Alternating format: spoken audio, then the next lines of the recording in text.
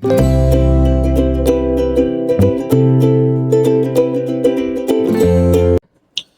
sejahtera, selamat datang ke channel Fels Lifestyle.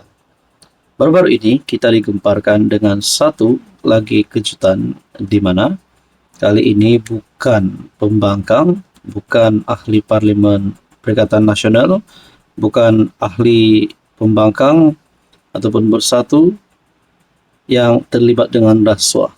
Kali ini setiausaha politik Anwar Ibrahim, setiausaha politik Perdana Menteri, di mana Albert Tay mendakwa memberi lebih 600.000 kepada setiausaha politik kanan Perdana Menteri.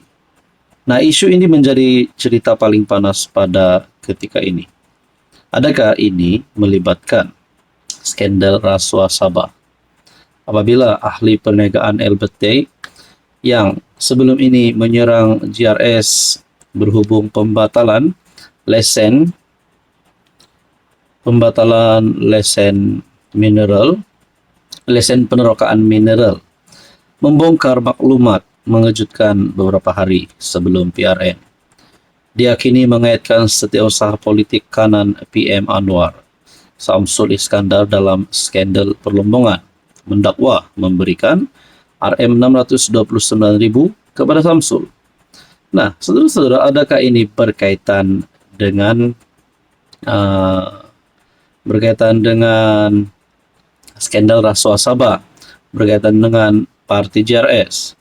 Albert Tay juga mendakwa dia mempunyai bukti uang tunai bertukar tangan.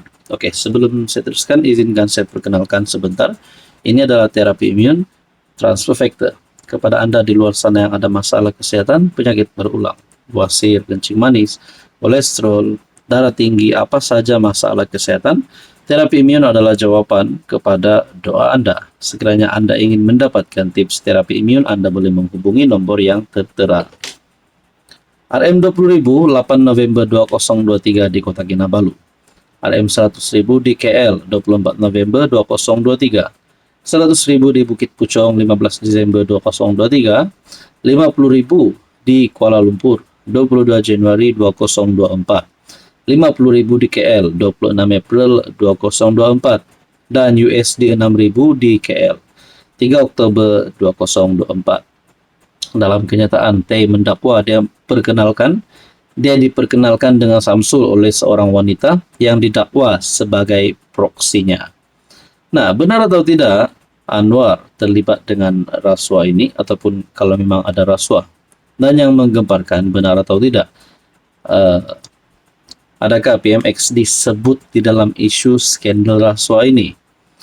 Dalam satu dapatan maklumat yang saya lihat di FB dari Raja Syahrim, ada rekaman video kaitkan PMX dengan isu GRS. Aku serahkan pada JCOM dan tim kom yang hebat dan bijak untuk handle.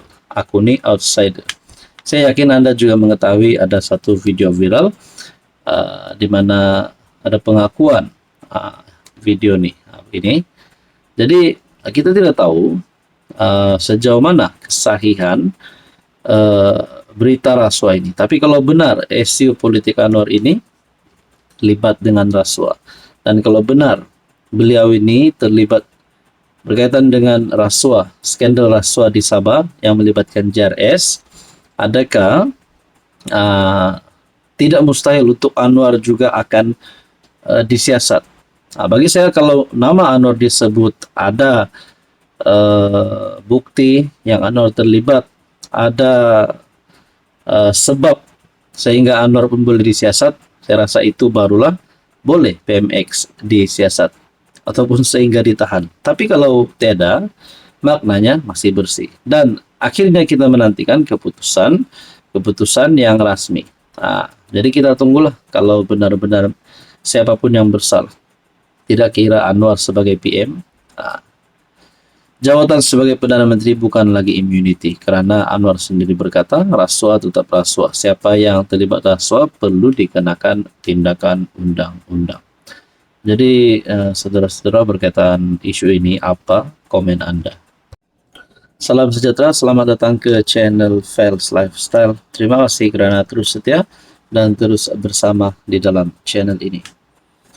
Malaysia gempar, Sabah gempar.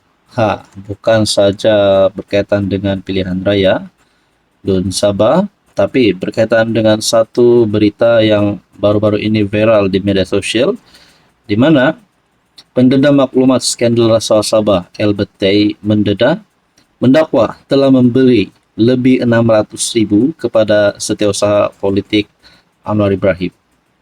Nah, tapi cepat sekali PAS nak tunggang isu ini. Setelah isu politik kanan Anwar letak jawatan, mereka kata bukan SU itu saja yang perlu letak jawatan. Mereka juga menggesa Anwar letak jawatan. Netizen mulai bersuara, fikir logik sikit lah, fikir relevan sikit. Kenapa pula Anwar yang kena letak jawatan? Adakah Albert Tay menyebut nama Anwar di dalam isu ini? Adakah Albert Tay berkata beliau memberikan rasuah, memberikan duit kepada Anwar Ibrahim? Tiada. Dan adakah bukti yang memperlihatkan bahwa Anwar terlibat dengan mana-mana skandal, bukan saja di Sabah, mana-mana rasuah? Nah, pada akhirnya apa yang berlaku kepada PAS, kepada Perikatan Nasional, setelah mereka menggesa Anwar untuk letak jawatan? Cepat sekali mereka nak tunggang isu ini kan? Ini balasannya. Tapi sebelum saya teruskan, izinkan saya perkenalkan. Ini adalah terapi imun transfer factor. Kepada Anda di luar sana yang ada masalah kesehatan, penyakit berulang, kencing manis, kolesterol, darah tinggi, diabetes, penyakit melibatkan jantung, buah pinggang, dan apa saja masalah kesehatan Anda, terapi imun adalah jawaban kepada doa Anda. Sekiranya Anda ingin mendapatkan tips terapi imun, Anda boleh menghubungi nomor yang tertera. Dalam satu kenyataan di FB, Norman Radzwan, Setpol PMX ambil tanggung jawab. Pikul kes ke atas dirinya tanpa bebankan kerajaan. So, kenapa PMX disuruh letak jawatan? Sedangkan anak MB Perlis dan menantu Presiden PAS terlibat kes rasuah, tak ada pula suruh MB atau Hadi letak jawatan. Ini satu tulisan padu dari FB Norman Radzwan. Jadi, saudara-saudara, apa maksudnya di sini? Adakah bila mereka yang kena, mereka tak nak tengok, mereka tak nak nilai untuk letak jawatan? Tapi bila saja nama Anwar disebut, SU politik kanan PMX, tak sampai satu hari terus ada gesaan dari parti PAS, dari kepimpinan PAS untuk Anwar letak jawatan. Kenapa? Mereka sudah cukup jumlahkah nak ganti kerajaan? Sedangkan baru-baru ini pun ada isu di Sabah tentang Exco Gardennya. Ini sekarang nak pula hentam PMX. Netizen pun mulai bersuara. Mereka ini nak tunggang isu ini. Ada yang kata, ramai rakyat sudah letih bukan sebab kerajaan, tapi sebab pembangkang. Makin hari makin ramai rakyat Malaysia menyampah dengan perangai pembangkang jenis duduk di kerusi empuk, tapi kerja malas. Ya betul, kes yang melibatkan menantu Hadi, anak MB Perlis, begitu juga menantu Pagoh yang melarikan diri. Ini lagi lah. Belum lagi nama Muhyiddin disebut tadi, sudah disebut di sini dalam ruangan komen. Jadi, kenapa Fadli Syahri tak minta Hadi dan MB Perlis letak jawatan? Kenapa Fadli Syahri tak minta Muhyiddin letak jawatan? Kerana dikabarkan baru-baru ini pun menantu Muhyiddin sedang hidup mewah di luar negara. Jadi akhirnya semua ini berbalik kepada PAS. Tuan-tuan, saudara-saudara, apa pandangan Anda?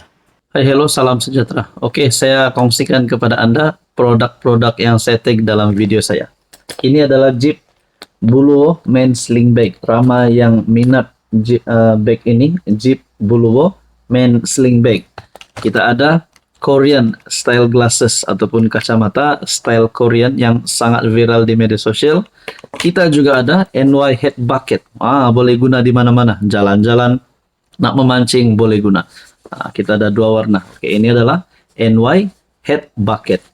And then kita ada perfume yang viral yang ramai suka. EDP ataupun Desandra Men Perfume. Ini Desandra Men Perfume. Kita ada Rexona yang menjadi kegilaan ramai, terutamanya kepada wanita. Rose Glow Rexona.